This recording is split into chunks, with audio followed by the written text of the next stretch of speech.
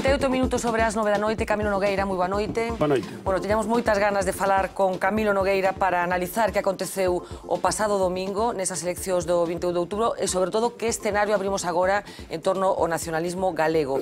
Primeiro, vimos a Camilo Nogueira na noite electoral acompañando os compañeiros do bloque na derrota. Como era o ambiente esa noite, Camilo? Bueno, eu estaba ali porque eu son así, non? Non abandono a xente que acompañei. Eu non era propiamente candidato, ni moito menos, non? Pedírome a última hora que fora o último da lista e non me pareceu, diríamos, apropiado dicir que non, pero non estaba na dirección do BNG. Si estou no Consello Nacional neste momento porque estaba no posto 25, que era a mitad diríamos, da candidatura, cando configuramos unha lista onde intervín co Encontro Mandiño e máis Galiza. Esa candidatura tiña o proxecto introducir unha dinámica distinta no BNG, empatamos os votos prácticamente, e era o momento de transformar o BNG desde dentro con dúas correntes equiparáveis no apoio interno, non? Pero de pronto, unha parte delas, a pesar desa situación, fuxiu do BNG, para mí de sitio incomprensible, e eu, lóxicamente, porque son así, quedei donde me comprometera, pero non quixen entrar na executiva, polo corrimento casi me tocaba, non? A presencia na foto está clara, Camilo non o di, pero está xustificadísima tendo en conta que representa a Camilo Nogueira nesa foto. Non, estaba porque o lóxico, aínda que perdéramos, e aínda que eu considero, e considero sempre, que o nacionalismo galego tiña que cambiar moito, e o BNG, desde logo, incluso todo o nacionalismo neste momento, non tiña por que non estar nese momento, non? A xente sabe que son eu, e nada máis. Pero o ambiente que era moi de desolación? Bueno, había, non diría que de tristeza, diríamos de unha situación realmente considerado que era moi negativa, como objetivamente o era. Pense que a primeira sondaxe que se fixo na campaña, do Fisca, e creer que estaba ben feita, daba ao BNG que tería 12 ou 13 diputados e, por exemplo, a alternativa galega de esquerda daba un, non? Entón, o feito de que durante 2 semanas cambiaran tantas cousas, lóxicamente a xente pode ser triste, pero en todo caso eu quero mirar para o futuro. Vamos falar do futuro enseguida, pero antes imos ver un pequeno vídeo para contextualizar un pouco de que estamos falando, dos números e das consecuencias dese resultado electoral, porque ten consecuencias tamén a representación que vai ter o bloque en diferentes institucións, digamos, incluído o Parlamento galego. Camilo Nogueira é un dos poucos rostros históricos do nacionalismo que se mantén activo dentro do BNG, logo da marcha de outros clásicos como Xosé Manuel Beiras ou Xosé Luís Méndez Ferrín. Nogueira, que non se incorporou ao bloque ata o ano 1995 procedente de Esquerda Galega, está lonxe de ser un ortodoxo da formación. Voz case sempre crítica, denunciou unha deriva acomodaticia e destrutiva do BNG no ano 2008, en pleno bipartito.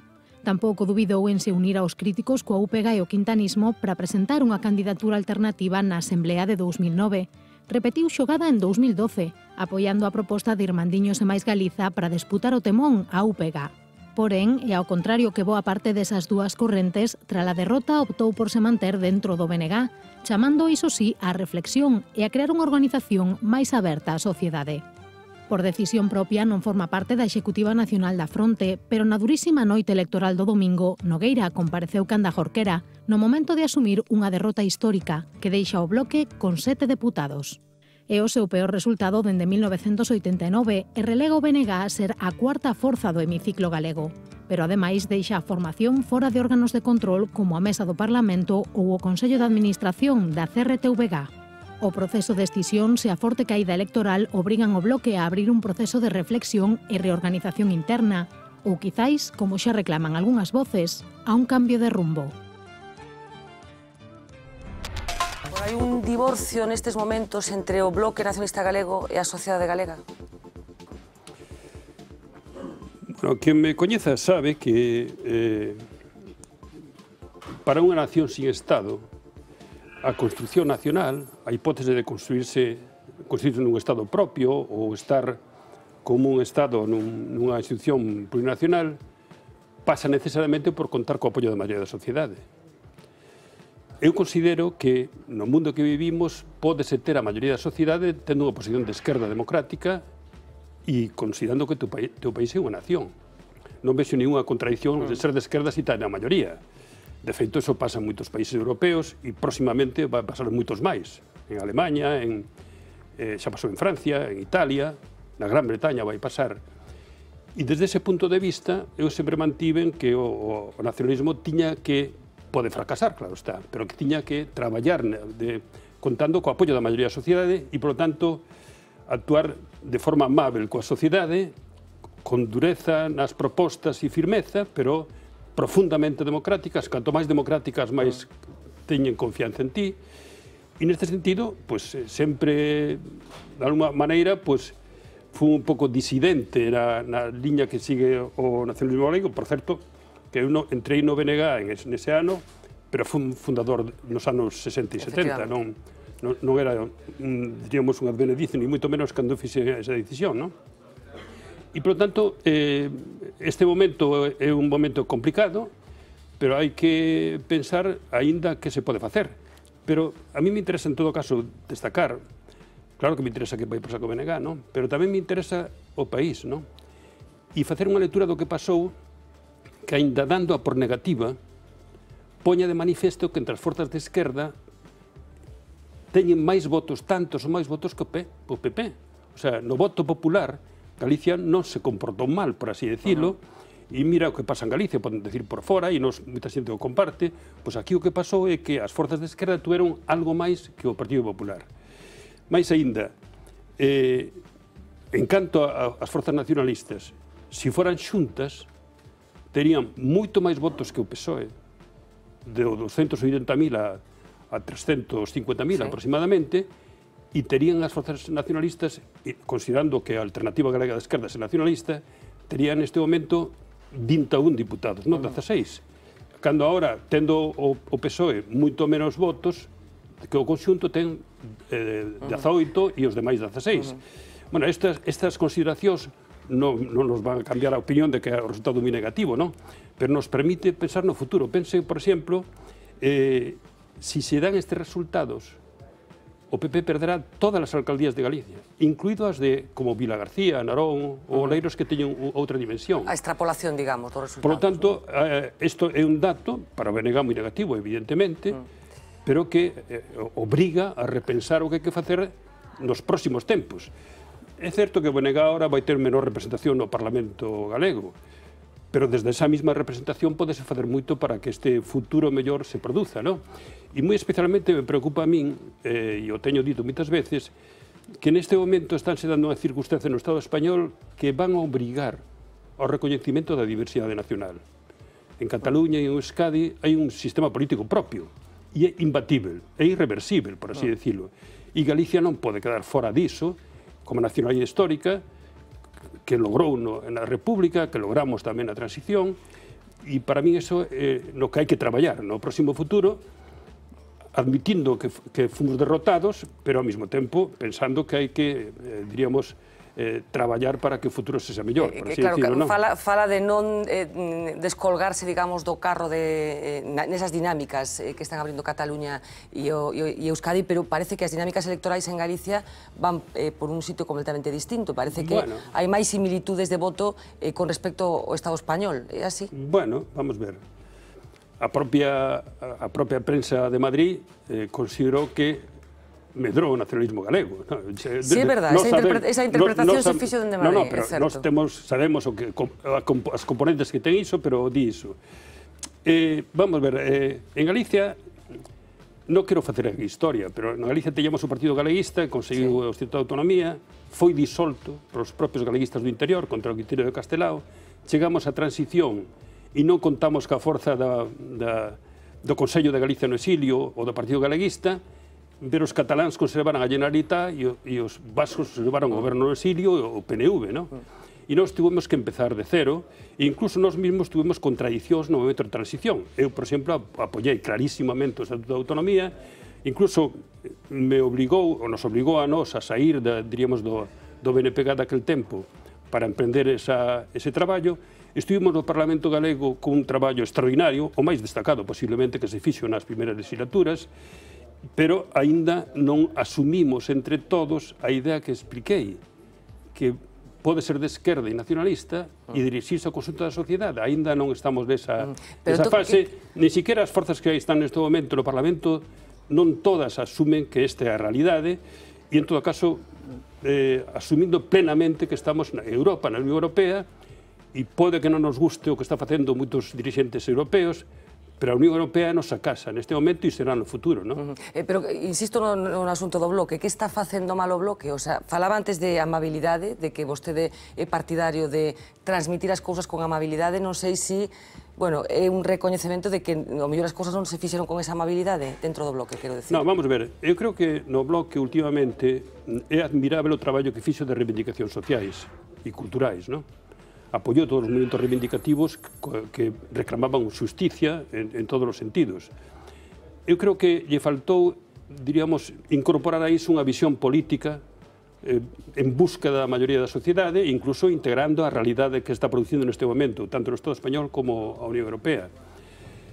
Posiblemente non fose suficiente para ensanchar o campo que tiña conseguido, aínda que disminuindo na pasada legislatura, con 12 diputados.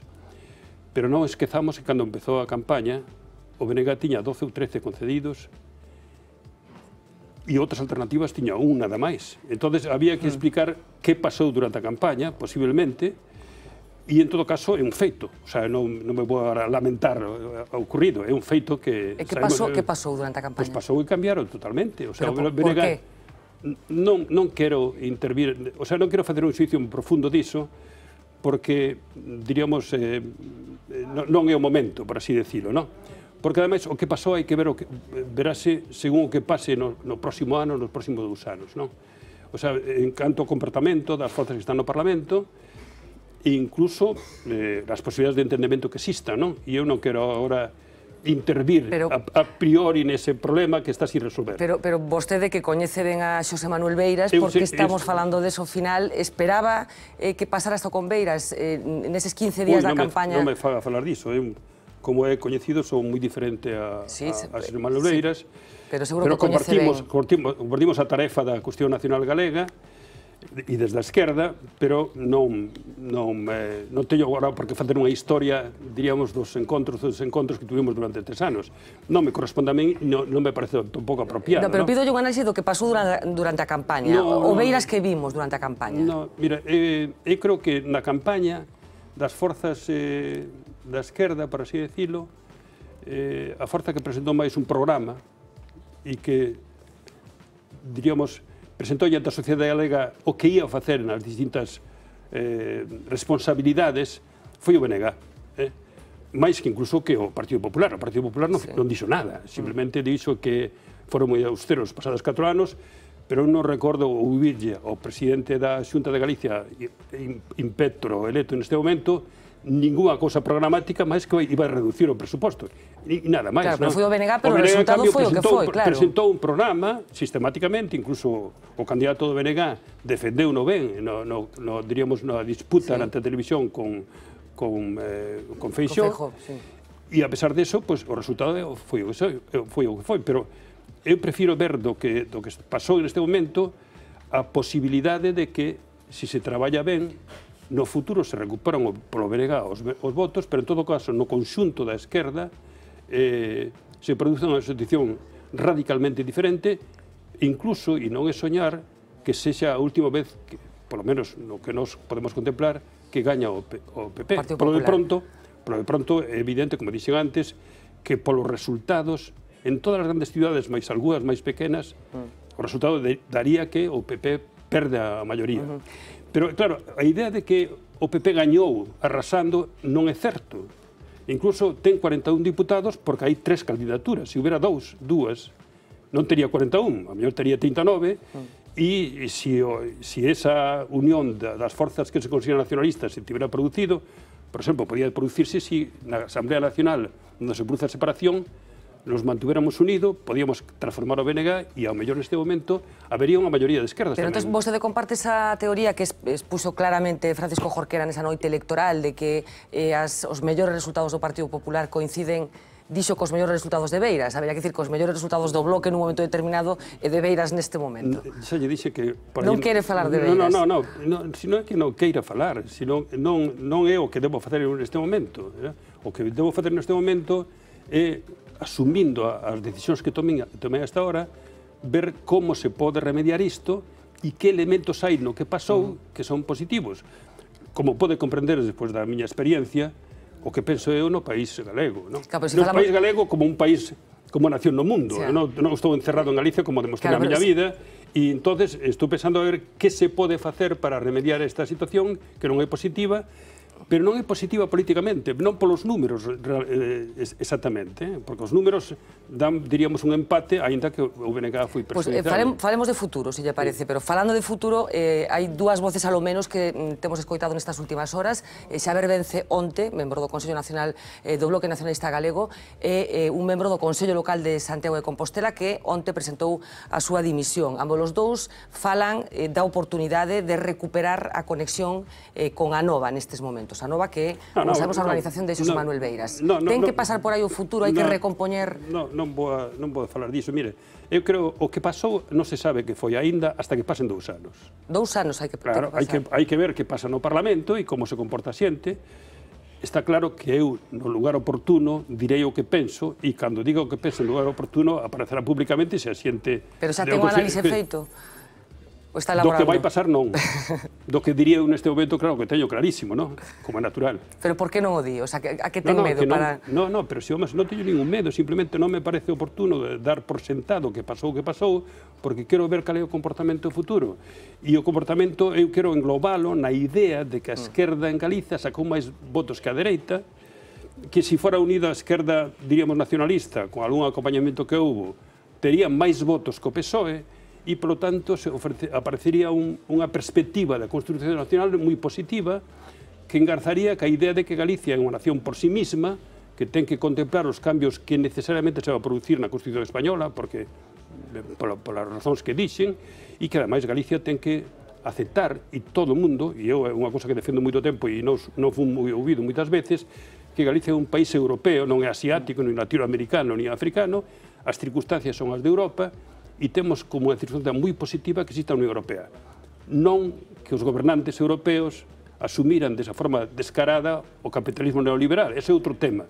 Pero a Unión Europea é un elemento fundamental para estar no mundo como nación.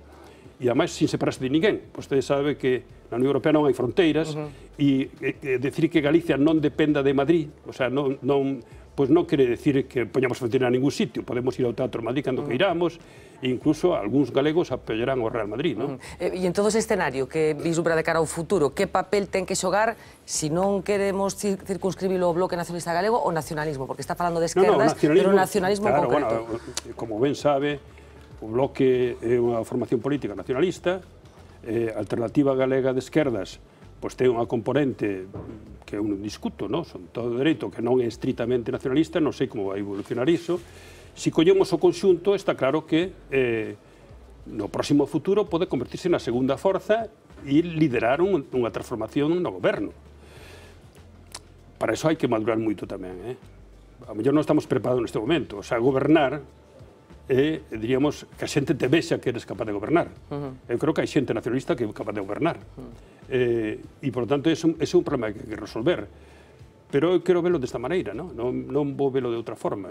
E para iso traballei sempre e seguiré traballando, se é posible. Falemos un pouquinho de Cataluña, porque seguimos cada día con titulares grosos, algúns deles moi grosos, que ten que ver con ese impulso soberanista que brotou coincidindo, este último brote coincidindo ca última diada. Cree que veremos unha Cataluña independente?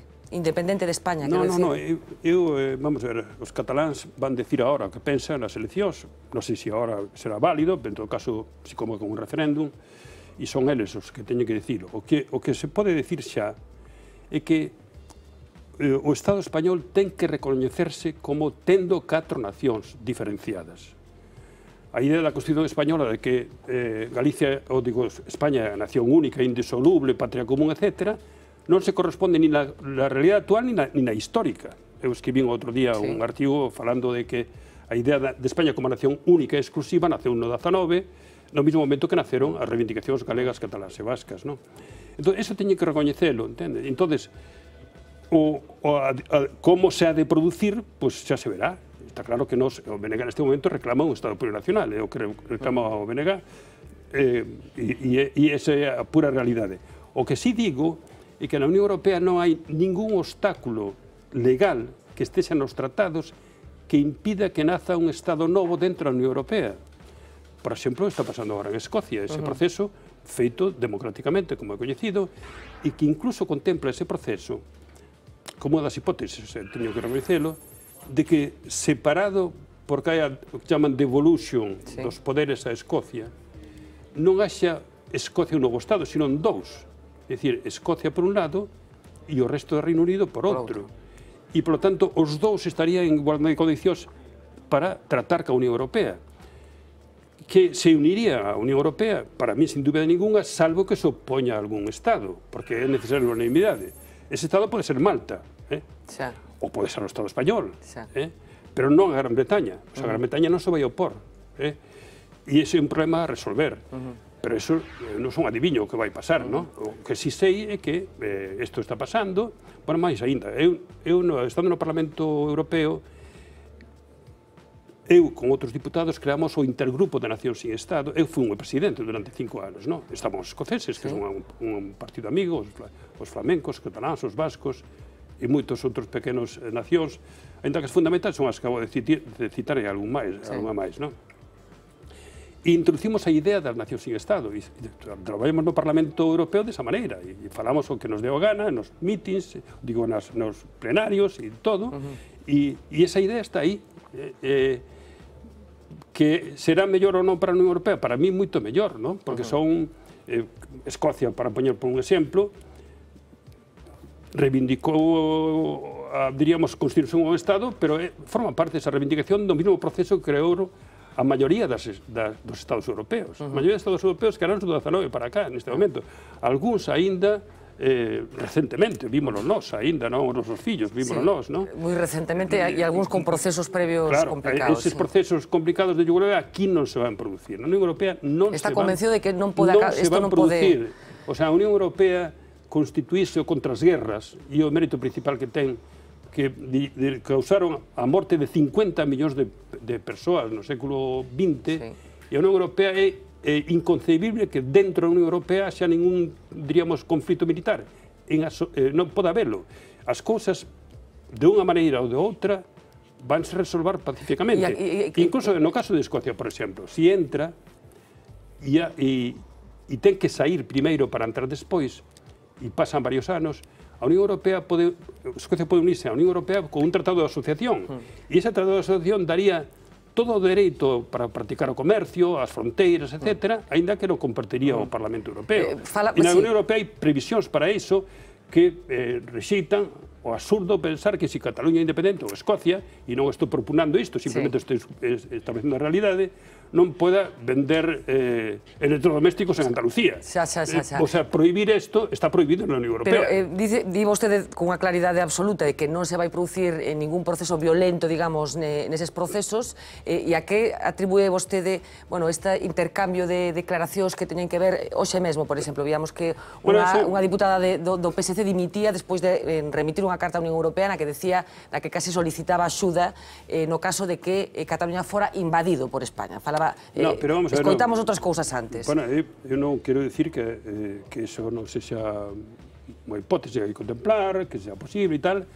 Na Unión Europea iso está prohibido, por así decirlo, non? Utilizar as armas frente a unha decisión mayoritaria dun país está prohibido na Unión Europea.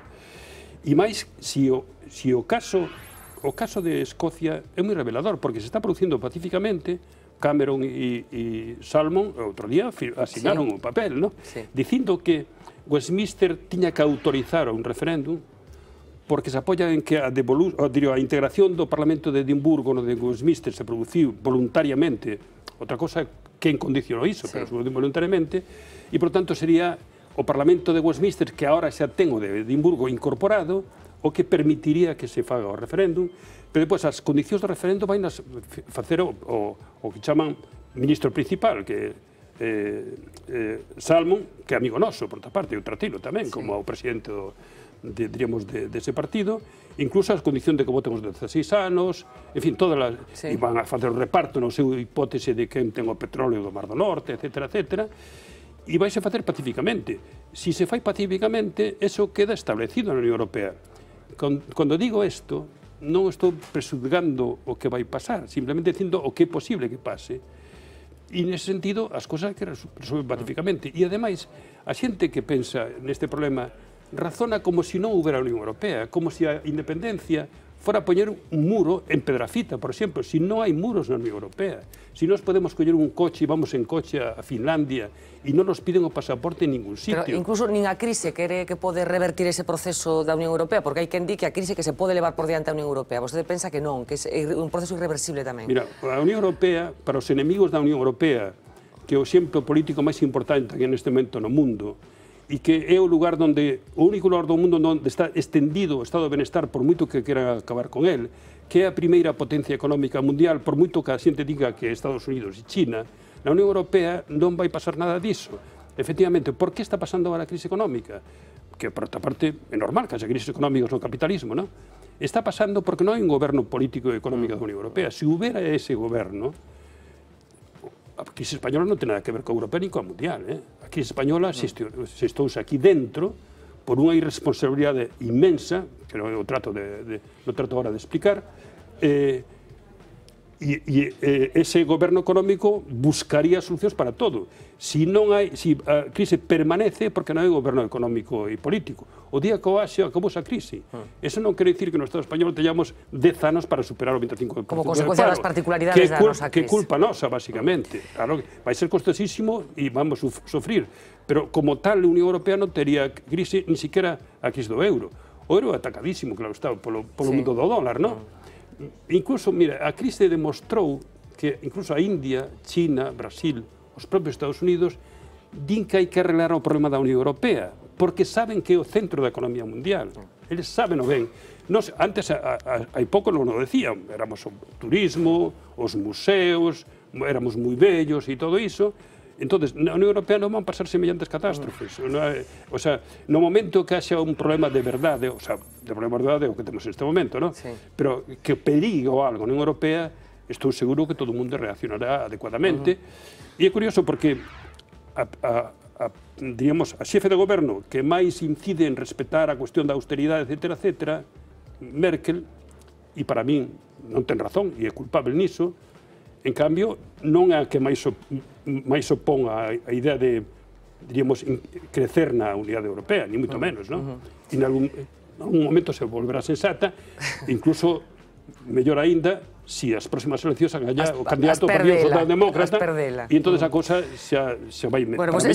Estábamos falando de crise, xa para rematar, me gustaría falar da crise, pero desde o punto de vista de Galicia, porque hai quen consideraba na previa deste proceso electoral que a crise, os recortes que está aplicando o Partido Popular iban a pasar factura no proxecto político de Alberto Núñez Feijóo, relativizando os números, porque vostede facía autointerpretación antes, pero o certo é que ten 41 diputados no Parlamento galego, unha maioría absoluta máis reforzada da que tiña nas eleccións do 2009. Por que cree que vostede que os galegos respaldaron esa xestión?